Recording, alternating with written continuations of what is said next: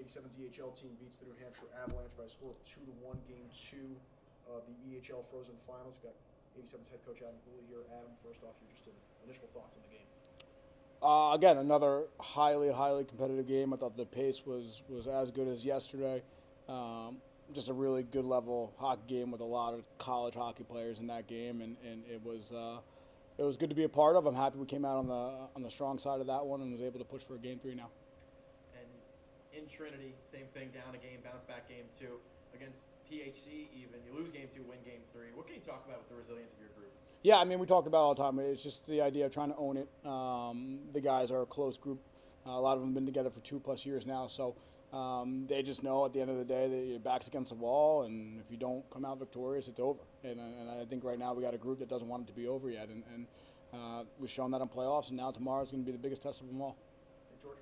Coach, you mentioned yesterday the Avalanche took care of the final 10% of the ice, the 6 feet radius in front of the crease. It seemed like you guys played very well, dominant. Lasky's goal, first minute of the third period, was in that dirty area.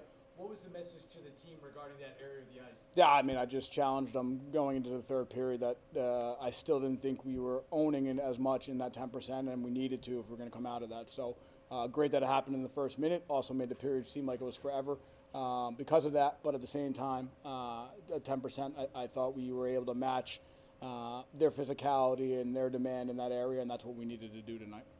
Third period, there were a couple of plays in the last 10 minutes or so. You had a block shot by Connor Sante in the midst of all that hurt. Good centering breakup as well. What did it mean just to see the grit of you guys in the last 10 minutes of this game? Yeah, I thought we played a little bit more poised than we had played in previous rounds when it got tight, even though we gave up some great A's there. Obviously, the Avs have a potent offense, and they're gonna keep coming at you. So I thought just we played a little bit more poised, and that was really good. And just forcing ourselves to get to the next spot. Flo had some stretches where he didn't see a lot of pucks, but once the Avs were able to turn it on and get right back to him, he seemed to just kick right into gear. How impressive is it for you guys to see him do that night in and night out for you guys this whole season? Yeah, I mean, he's been great. He's been battling all year. He finally really took the reins there in the last 2 to 3 months. He made some huge saves there, and like I said, the Avs at any point can turn something into something else, and literally out of nowhere you can have a great day.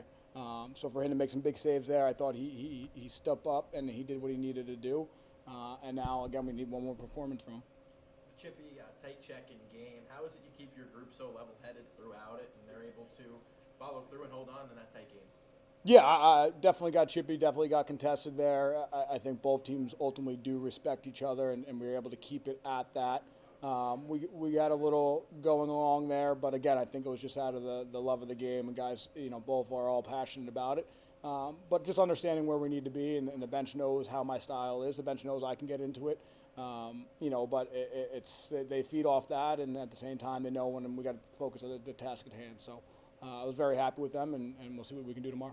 Alex Harr had a defensive zone stick lift with a few minutes left. They probably got the loudest roar from your bench. What have you seen in his maturity as a two-way forward? Yeah, I mean, he's a guy that I mentioned coming into this week that he's been an unsung hero for us. He does everything right. He can put the puck in the net, but he's got a little bit of the monkey on his back right now. Hopefully tomorrow he can get rid of that. But he's been great, and I was really happy to see that. And the bench sees it. The bench knows how hard he works. So to his credit, it was a heck of a back check. Last question, Coach.